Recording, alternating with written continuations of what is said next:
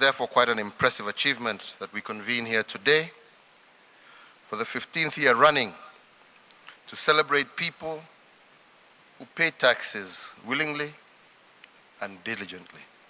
To them we say, Asanteni sana. Historically, this event has been celebrated annually, every October, a few days after our Mashujaa Day, and this is a stark reminder of the link between the attainment of independence by freedom fighters and the efforts of our modern-day heroes who sustain our sovereignty through the payment of taxes. Some of you may recall during my address to the nation on Jamhuri Day last year, I did outline my administration's roadmap towards shared prosperity for all Kenyans. And the blueprint, which we refer to as the Big Four, is in essence an acceleration of our third medium-term plan. The four priority areas are the attainment of food and nutrition security, affordable housing, provision of affordable health care, and increased job creation through the expansion of our manufacturing base. Indeed, over the last 10 months, my administration has focused its efforts towards laying a robust legal, policy, and financial foundation to support these priorities. Having been through this exercise in painstaking detail, it is clearer now, more than ever before, that there's need for us to pay a lot more attention to both our taxpayers as well as our tax collectors, because our nation's future lies in your hands. The role of taxes and the tax collector can trace its roots to the earliest point of organized communal living, where every member of society contributed a small portion of their worldly belongings into a pool for the well-being of the community to be sustained. Thousands of years later, very little has changed. Love them or hate them, both taxes and the tax collector are here to stay. And it is for this reason that today's gathering is so important, because it recognizes the essence of a mutually inclusive existence between the state and its citizens, as well as between taxes and development. There can be no state without people, and there can be no development without taxes. And equally, there can be no taxes without the generation of wealth by our people. I believe this recognition puts all of us at par. It is through the consistent payment of taxes by millions of Kenyans that my administration has managed to successfully see one of the most audacious transformations in governance, from a centralized system to a devolved system of government in 5 short but extremely intense years.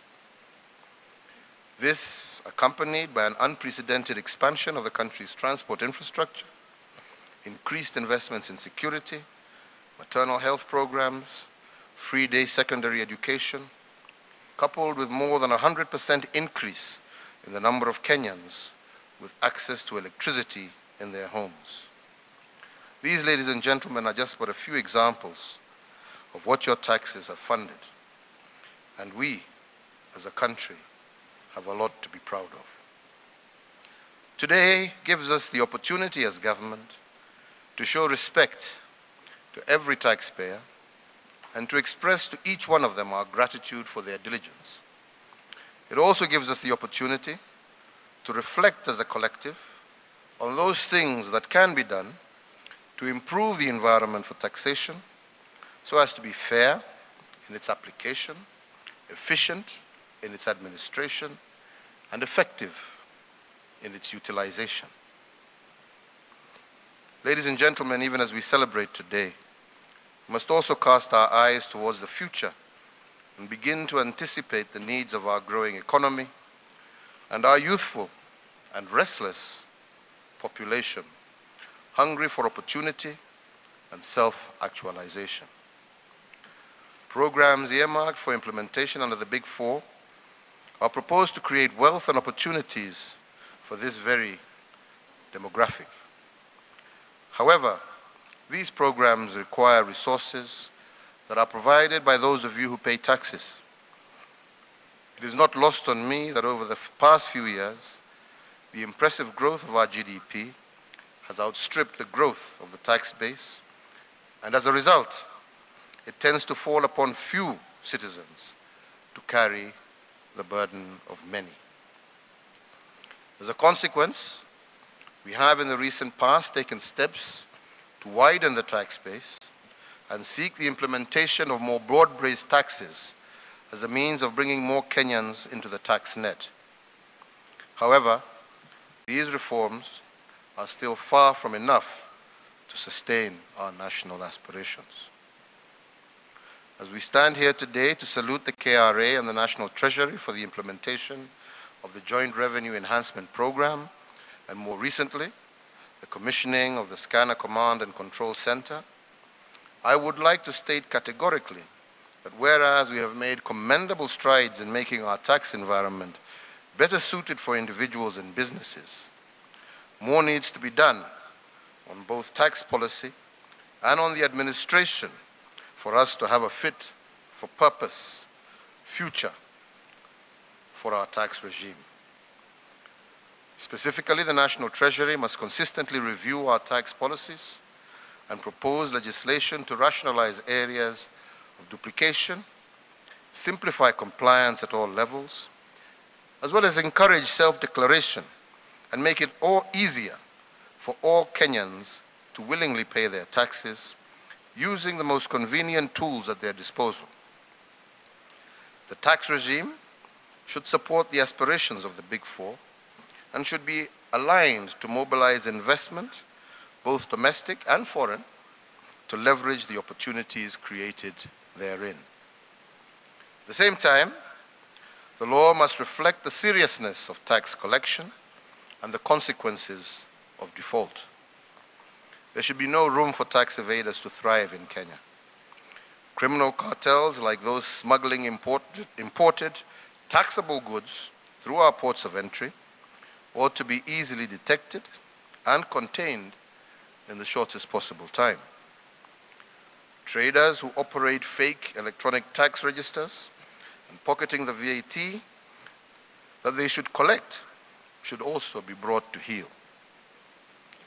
High net worth individuals whose lifestyles are not reflective of the taxes that they pay, if any, must be compelled to demonstrate their sources of wealth and to contribute their share of taxes accordingly.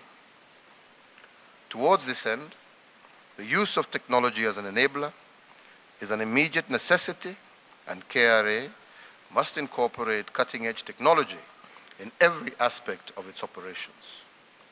From customer care operations, detection of evasion, to payment of taxes, maximum advantage should be taken of Kenya's increasingly ICT literacy rate.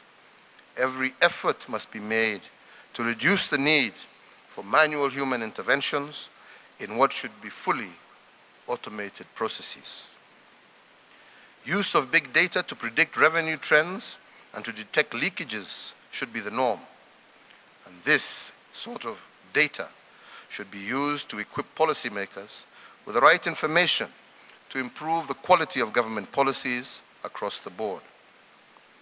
I therefore expect that KRA will leverage the benefits of the soon-to-be rolled-out National Integrated Identity Management System as another tool in their arsenal. Similarly, KRA, as the most established and experienced tax collection entity in the country, should forge a closer working relationship with county governments to improve the revenue collection of devolved entities. This relationship should take advantage of the multi-agency initiative to map the country's major towns and cities. The use of the digital maps to identify parcels of land and the nature of developments therein could potentially bring in millions of additional taxpayers into the fold. It is only through the use of technology that we can ensure that every income-earning Kenyan is able to fulfill their civic duty also as a taxpayer. Ladies and gentlemen, the picture would not be complete without drawing attention to the role of integrity in tax collection. Just like old times, the role of the tax collector today remains a solemn and powerful responsibility, one that can easily be abused. We continue to place a heavy duty on taxpayers to comply with the law. However, I must state that there is an equal expectation that those charged with the duty of tax collection do not use their positions of influence to engage in extortion or acts of complicity with tax evaders. I am indeed cognizant that the majority of the staff at KRA are a dedicated team of men and women who have managed impressive results in extremely trying circumstances. This said, I need not overemphasize the fact that there is already an ongoing lifestyle audit of KRA officers in sensitive positions. We must be people of integrity, both for those who pay, to those who collect, and also for those who use the taxes in order to ensure that we maximize the benefit to the people of this republic. Therefore, ladies and gentlemen, as I conclude my remarks, I wish to congratulate each and every one of you who shall be receiving awards and mentions today for their exemplary commitment and great patriotism as tax-paying citizens of Kenya. I only ask that you do not tire in this duty and that next year you will still be on the record as committed and compliant. I would also take this opportunity to commend the Kenya Revenue Authority and the National Treasury for maintaining this very important tradition of reward and recognition in the area of tax payment. We must always remember to celebrate our victories, big or small, and this is definitely one of those very big ones. And to all my fellow Kenyans, I close by saying, tulipe ushuru ndio tujitegemee. Asanteni sana na Mungu awabariki. Thank you.